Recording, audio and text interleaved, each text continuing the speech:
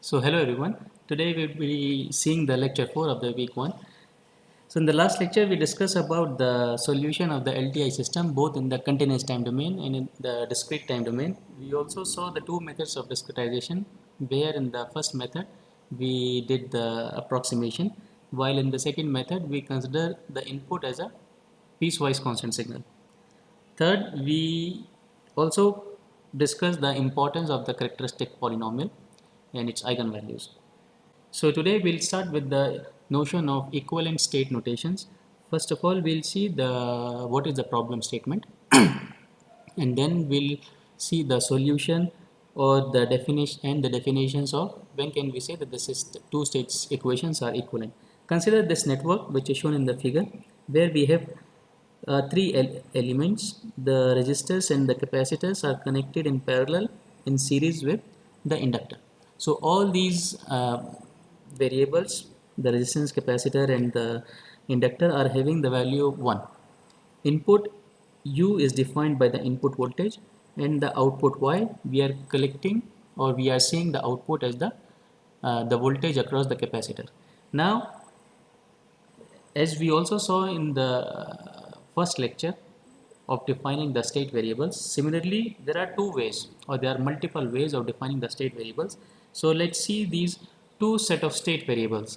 So the circuit remains the same. Here in this, let's denote this first figure and let's denote this second figure. Okay, so in the first figure we define two state variables, x1 and x2, where x1 is the current flowing inside the inductor in this branch. So naturally the voltage across this inductor is given by the derivative of x1. Second, the x2, which is the voltage across the capacitor. So here you are saying that x2 is flowing inside this branch, which is the resistor. So if I compute the voltage, across this resistor, which is equal to x2, the same voltage would also be across the capacitor. So that's why we are denoting x2 as the capacitor voltage, or the current flowing inside the resistor branch. Okay, in the second figure we define the state variables x1 bar and x2 bar, which are basically the loop currents in this first loop and in this second loop. So you can compute the voltages now across the inductor, the resistor and also the capacitor. Right? Now, using these two different set of state variables, we can write two different state space representation. By the state space representation we mean the ABCD matrices. Let's denote this matrix A, this matrix B. Similarly, let's denote this A bar and B bar. Right? So if we pay attention to this first set of state variables, we know that x1 dot is given by minus x2 plus u, which is basically we are solving the loop equations for both the circuits by considering the x1 as a state variable and x1 and x bar as a state variable. So here the question arises that given two or more state space equation, when can we say that these equations are equivalent or describe the same systems? Now naturally we see that given a circuit, we have defined two different state space representations. So we know at the outset that these two representations basically describe the same system. Now we'll take the converse problem, in the sense given any two representations, any two state space representation, how we can ensure that these two state representation basically describe the dynamics of the same system. Okay, so this is the problem we would address today. So first we'll define this notion very quickly in an informal way. Let's say we have the n-dimensional continuous time LTI system. So first we'll take the discussion of the LTI systems, and then we will move towards the LTV case. So we have the state equation given by this x dot, and the output equation is given by this output equation. Suppose we are also given a non-singular matrix T which satisfy this equation. So we define a variable x bar is equal to the multiplication of the non-singular matrix T and the state variable x. So let's take the derivative of this part. So we would have x bar dot is equal to t into x dot. So here x dot we will replace by this state equation, the original state equation. So by putting x dot from here to here, we get TAX plus TBU. Okay. Now from here we also know that since T is non-singular, the inverse of this matrix exists, and I can represent X equal to T inverse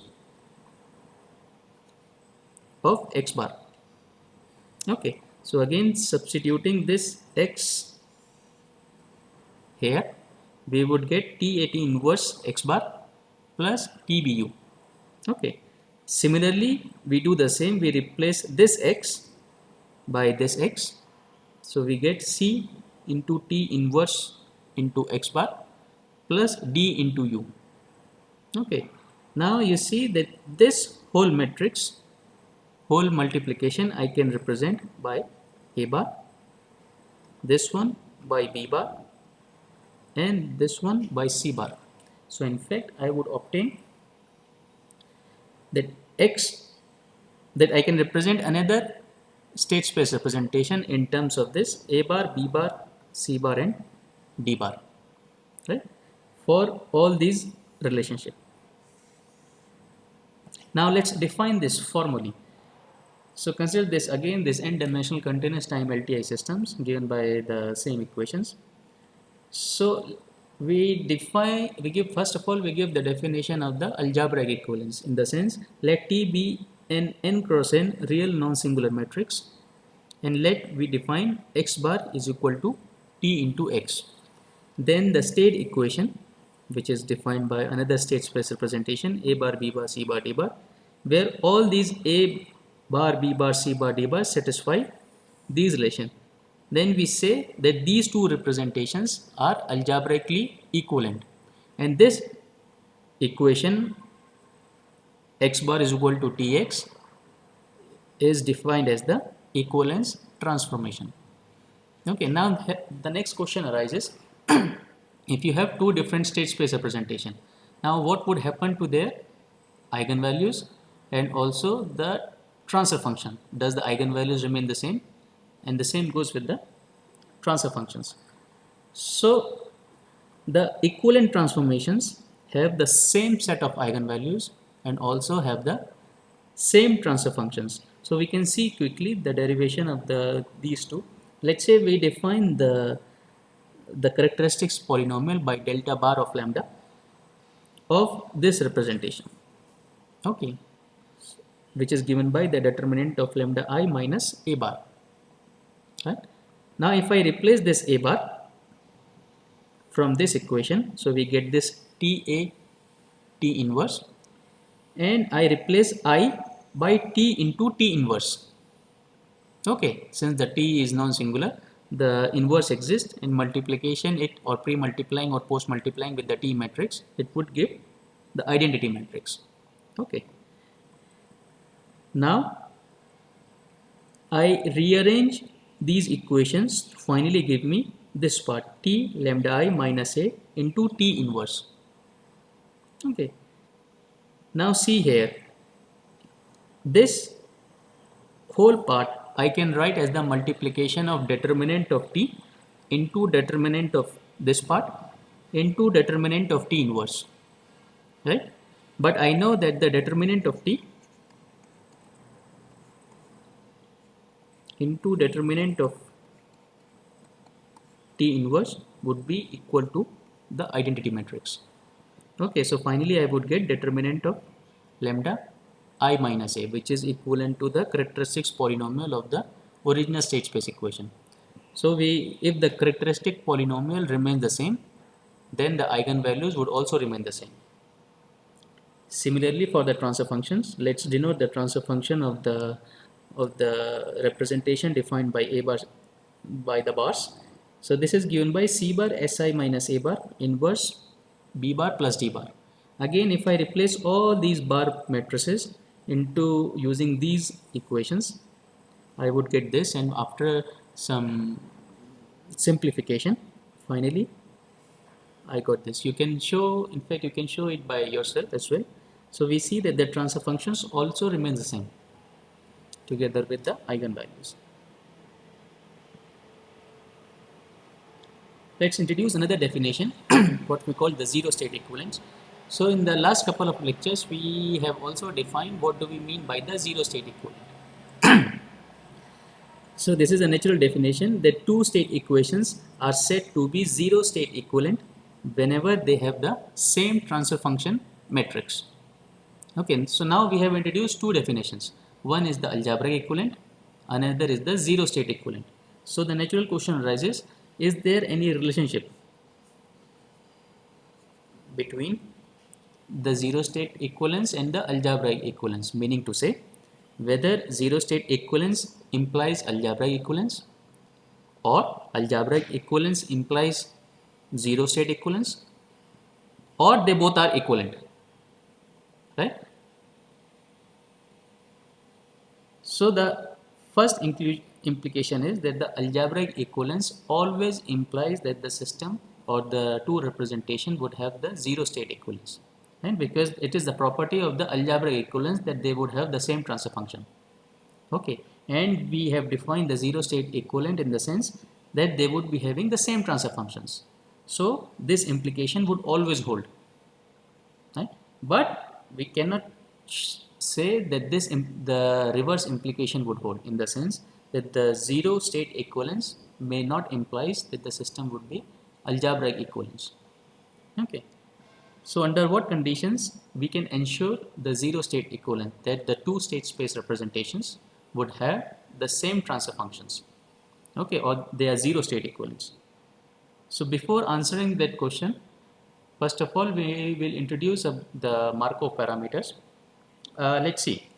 So we know that the inverse of Si minus A is basically the Laplace inverse of the exponential matrix, or the matrix exponential, that is e to the power at.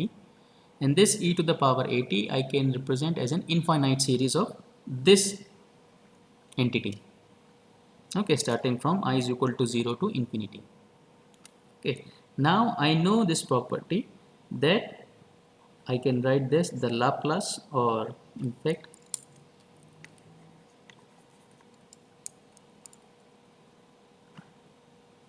I can write this as the summation of Laplace inverse of Ti by I factorial into Laplace of Ai, right, using the property of the Laplace transform. So first we'll take this term.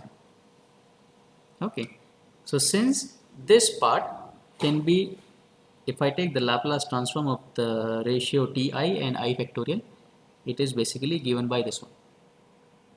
Okay, so putting this back to here, we get the inverse of the Si minus A is equal to this part. So we just replace this part, or let's say to be precise, this part by this part, and since A to the power I is a constant matrix, the Laplace would be the same. Okay,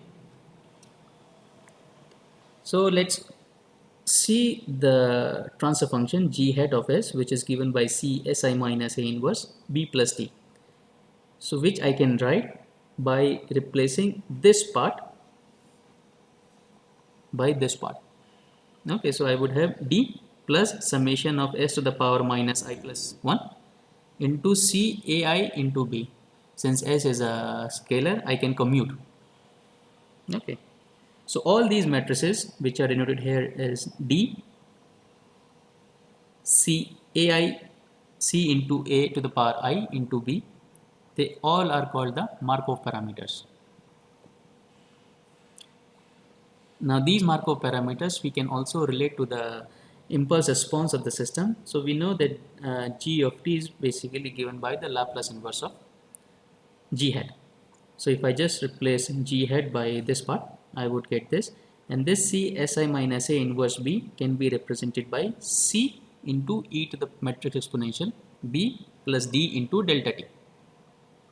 Okay, so if I take the ith derivative, both sides of this and this, I would get C into A to the power I into matrix exponential B for all I greater than equal to 1 and t greater than equal to 0.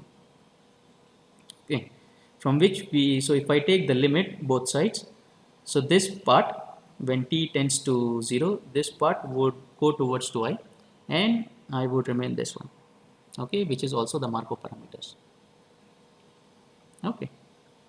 So after seeing the definitions of the Markov parameters, we can now answer the question what we have raised in the previous slide, that these two representations, the first given by this one, another is given by the bar matrices, they are zero state equivalent, or they have the same transfer function matrix if and only if they have the same Markov parameters, right? That is, d is equal to d bar, and c into a to the power I into b is equivalent to their bar counterparts, okay, for all I greater than equal to 0. Okay. So this, I think you could, the proof of this result, you can do it by yourself. This is pretty much straightforward. Now moving towards to the LTV case,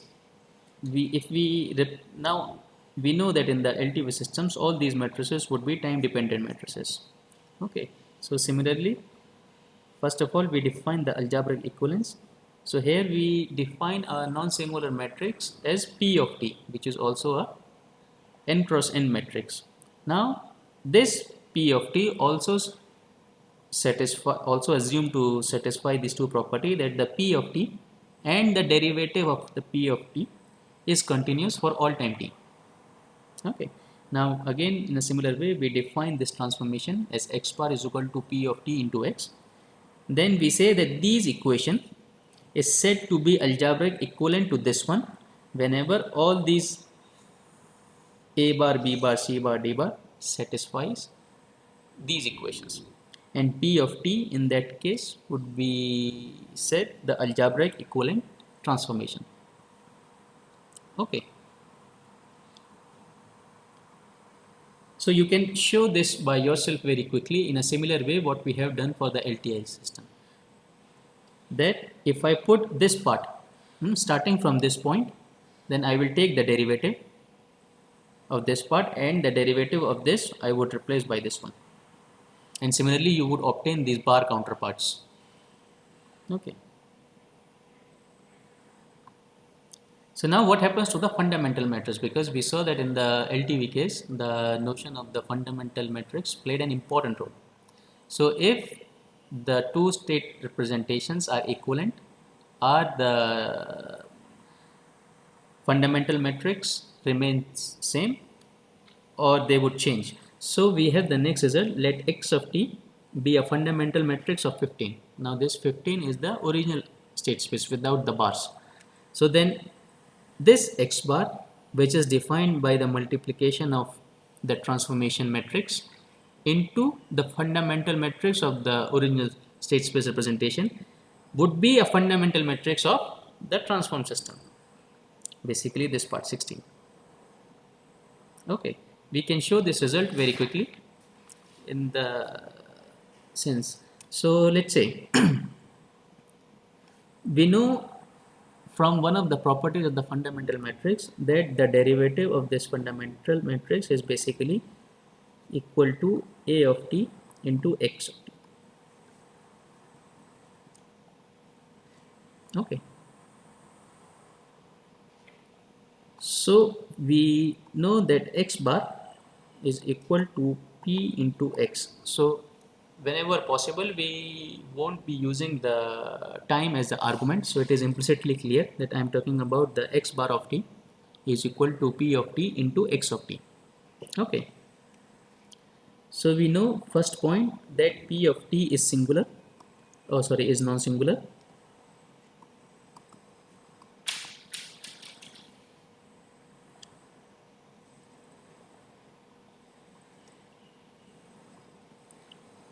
And since the one of the properties of the fundamental matrix that x is also non-singular, so if I multiply two non-singular matrices, the multiplication would also be non-singular. It won't affect the property of the non-singularity. So we are clear that x bar would also be non-singular. Okay. Now taking the derivative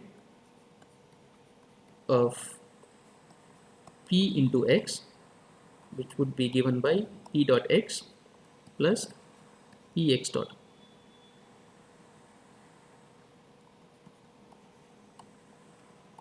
Now replacing this X dot by this equation, we would get P A into X. Again, all the arguments of T are implicit,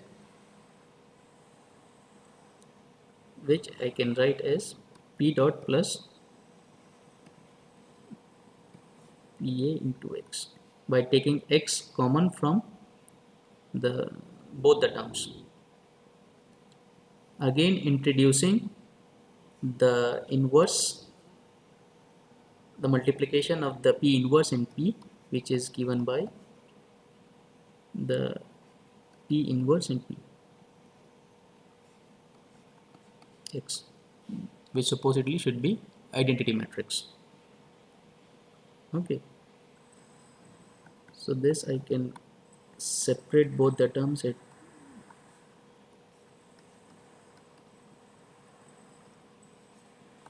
Px. Okay, and this part we know is given by A bar. If we see the previous slide, that A bar is defined as the multiplication of PA plus P dot multiplied by P inverse. So this term P dot plus PA multiplied by P inverse is A bar, and this we have already defined here, which is X bar. Okay, so it would satisfy that the derivative of X bar is equal to A bar into X bar, basically the same equation, meaning to say that X bar is a fundamental matrix defined by the multiplication of P and X. Okay.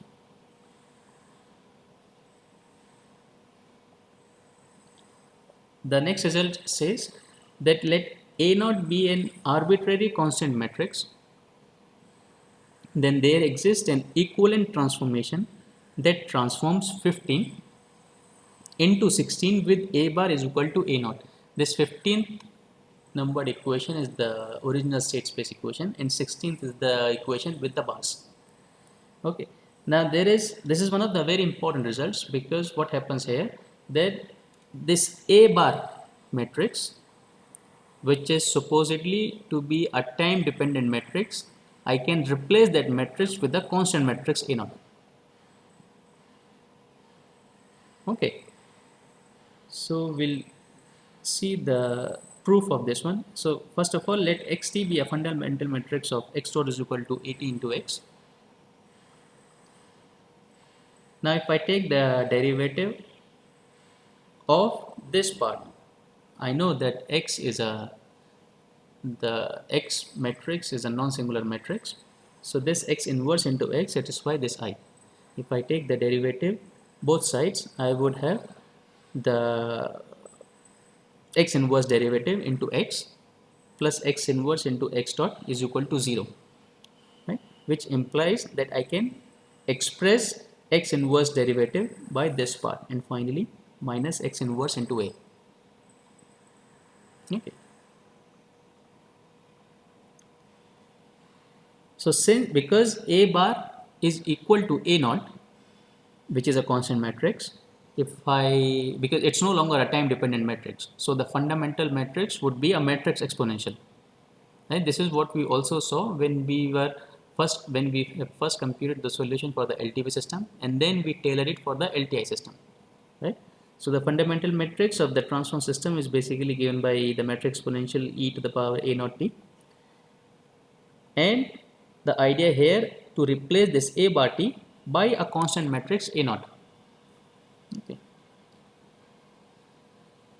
So again, recalling the result what we had seen in the last slide, that x bar is equal to p into x, I can express p of t as the multiplication of x bar into x inverse, where x bar I know that it's the metric exponential.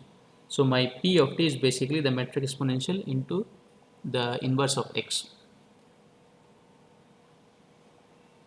And then we compute this A bar, which was given by P into A plus P dot into P inverse. Okay. Now here P of t is replaced by this part, and after doing some simplification which you can look more closely, we finally arrive that A bar t is actually equal to A naught. So this is one of the important results in the sense that I can replace the state matrix of the time varying system into a time invariant system. Because for the LTI case we have the state matrix as a time invariant matrix which does not depend on the time. So if A naught is chosen as a zero matrix, then P of t is basically given by the inverse of x, and I can replace A bar, B bar, C bar, D bar by these equations where A naught is my zero matrix. So if this is my original state space representation, the time varying state space representation, I can transform it into this part by using this P of t is equal to x inverse of t, where there is no longer an A matrix. Okay. So every time varying state equation can be transformed into such a block diagram where you can replace the time dependent matrix into a constant matrix. But the most important thing is that the solution, or basically this transformation, relies on the computation of the fundamental matrix. And this we have already seen while computing the solution of the LTV system, that computing the fundamental matrix is quite challenging. The invariance of the impulse response matrix.